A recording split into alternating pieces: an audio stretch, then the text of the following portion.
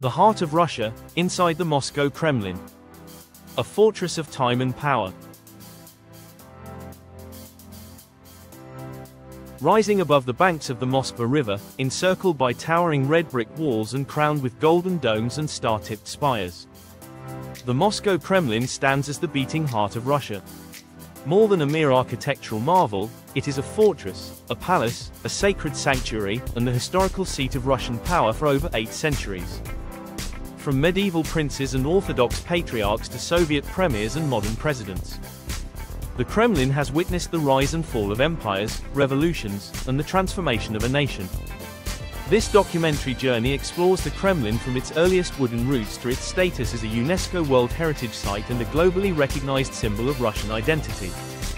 In uncovering its stones, cathedrals, towers, and artifacts, we reveal not just the story of a fortress, but of a civilization. Origins on Borovitsky Hill. The story of the Moscow Kremlin begins in the 2nd millennium BCE, when Finno-Ugric tribes first settled the area surrounding Borovitsky Hill, a promontory formed by the convergence of the Moskva and Neglinaya rivers. By the 9th century CE, Slavic tribes had begun to dominate the region, establishing rudimentary trade routes and agricultural villages. The strategic location of Borovitsky Hill, elevated and defensible, would later prove essential in the rise of Moscow. In 1147, the first historical mention of Moscow appeared in a chronicle entry written by Yuri Dolgoruki, a prince of the powerful Rostov-Suzdal Principality. "Come to me, brother, to Moscow," he wrote to his ally Svetoslav Olgovich. This invitation marked Moscow's political emergence and set the stage for the construction of a fortified settlement. The first Kremlin, then a modest wooden fortress, was built in 1156, encircling the top of Borovitsky Hill with palisades and earth ramparts.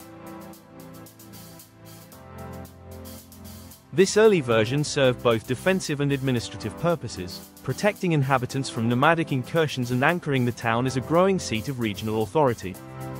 By the 13th century, following the Mongol invasions that ravaged much of Kiev and Rus, Moscow's importance grew as refugees fled from devastated cities.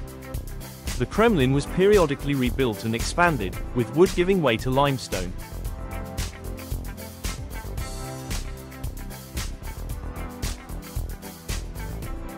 During this time, it evolved from a local stronghold into a symbol of resilience and burgeoning statehood. Under the Principality of Ivan I Kalita in the early 14th century, Moscow became the favored city of the Golden Horde's overlords and the seat of the Russian Orthodox Church, granting it religious and financial ascendancy. Kalita financed stone churches within the Kremlin walls and initiated its transformation into a spiritual and political nucleus. The physical Kremlin continued to change. Between 1326 and 1340, new cathedrals were built, including the original Cathedral of the Assumption.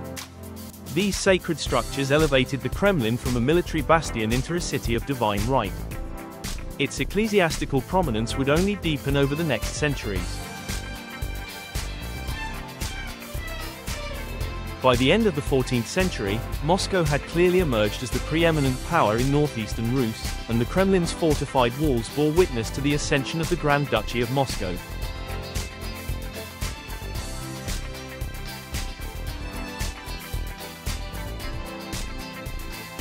The rise of Muscovy and the Stone Kremlin. During the reigns of Dmitry Donskoy and Vasily I, the Moscow Kremlin underwent dramatic transformation. Dmitry Donskoy, known for defeating the Mongol Tatar forces at the Battle of Kulikovo in 1380, ordered the construction of stone fortifications in 1367, replacing the wooden walls with limestone. This was a critical turning point that established the Kremlin as a stone citadel capable of withstanding external threats. These new walls helped Moscow resist the raids of the Mongol Tatars in the years that followed.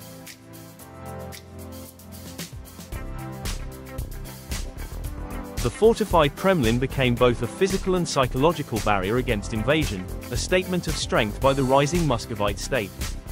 As the Grand Duchy of Moscow expanded, so too did the Kremlin's religious and administrative significance. The Cathedral of the Archangel Michael was built in the early 15th century as the royal burial site, while the Cathedral of the Annunciation began construction as a private chapel for the royal family. The architectural evolution of the Kremlin was influenced by the influx of foreign artisans.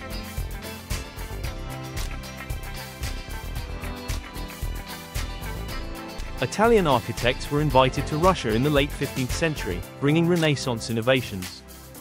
Under Ivan III, Ivan the Great, the Kremlin was redesigned into a grand complex befitting a sovereign capital.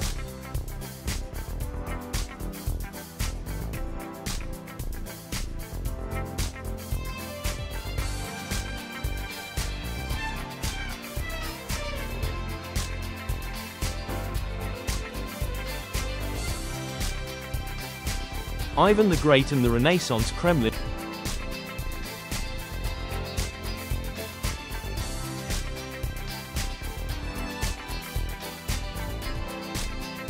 Ivan III's reign, 1462 to 1505, marked the full emergence of the Kremlin as a symbol of a centralized Russian state. With the fall of Constantinople in 1453, Moscow declared itself the Third Rome, inheriting the mantle of Orthodox Christian leadership. Ivan commissioned Italian architects like Aristotele Fioravanti, Marco Ruffo, and Pietro Antonio Solari to reconstruct the Kremlin. Fioravanti rebuilt the Cathedral of the Assumption using Renaissance techniques, blending Italian symmetry with Russian religious traditions. The walls and towers we see today began to take shape during this era. Made of red brick and accented with white stone, these structures included iconic towers such as the Spasskaya, Savior, Tower, Nikolskaya, and Troitskaya. They featured battlements, watch chambers, and decorated rooftops.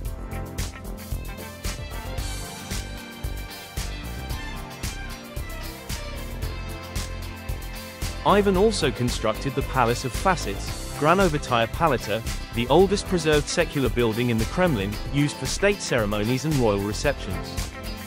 The transformation under Ivan III projected Russian imperial ambitions and asserted Moscow's independence from the Mongol yoke.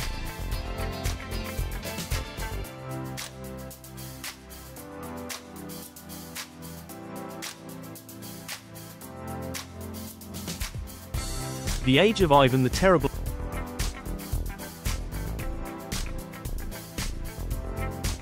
Ivan IV, known as Ivan the Terrible, was crowned the first Tsar of all Russia in the Cathedral of the Assumption in 1547. His reign was marked by both grandeur and terror.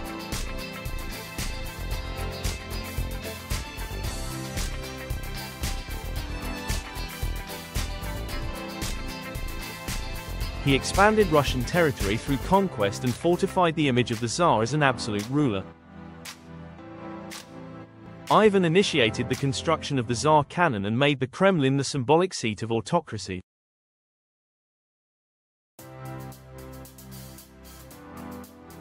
He reinforced religious orthodoxy and centralized authority, often with ruthless violence.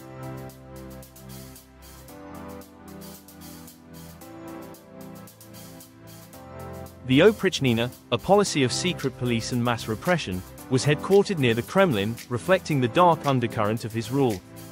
Despite the turmoil, Ivan the Terrible also contributed to cultural life within the Kremlin, sponsoring icon painters, chroniclers, and builders. The Kremlin at this time was not just a fortress, but a living, evolving court that reflected the extremes of Russia's medieval identity.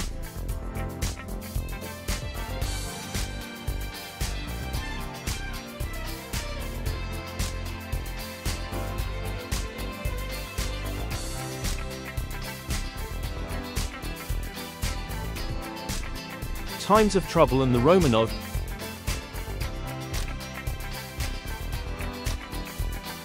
The early 17th century brought the time of troubles, a period of dynastic crisis, famine, foreign invasion, and social unrest.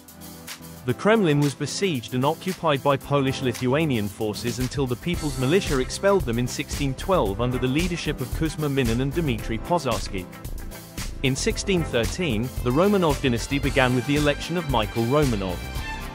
The new rulers restored and enhanced the Kremlin, building the Terem Palace and restoring churches. During the Romanov era, the Kremlin flourished as a ceremonial and political hub. The 17th century also saw the Kremlin adorned with onion domes, gilded iconostases, and richly painted frescoes. Patriarch Nikon's church reform sparked tension, but the Kremlin retained its spiritual significance. Peter the Great shifted the capital to St. Petersburg in the early 18th century, but the Kremlin remained a potent symbol of traditional Russian power.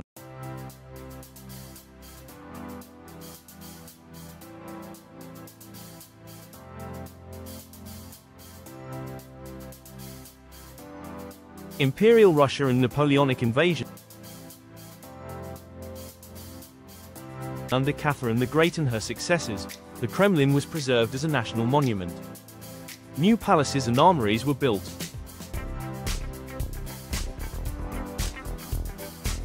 including the Grand Kremlin Palace, 1849, which connected older buildings and emphasized Russian imperial authority.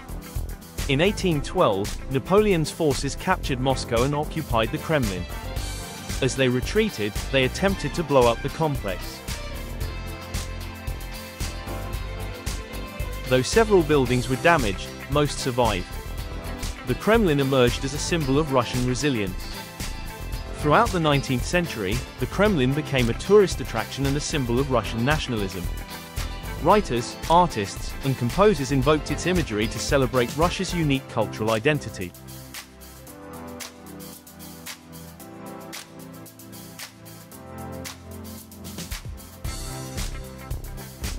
Revolution and the Soviet era. The Kremlin entered a new epoch with the Bolshevik Revolution in 1917. After storming the Kremlin, the new Soviet government established it as their headquarters. Lenin resided and worked within its walls, and the Red Kremlin Star replaced the Imperial eagles atop its towers. Joseph Stalin transformed the Kremlin's appearance by demolishing several historic churches and erecting administrative buildings. The Kremlin was fortified as the nucleus of Soviet power and closed off from the public. It was from the Kremlin that Stalin directed the Great Patriotic War and post-war reconstruction. Though many of its religious functions were suppressed, the Kremlin's political role intensified.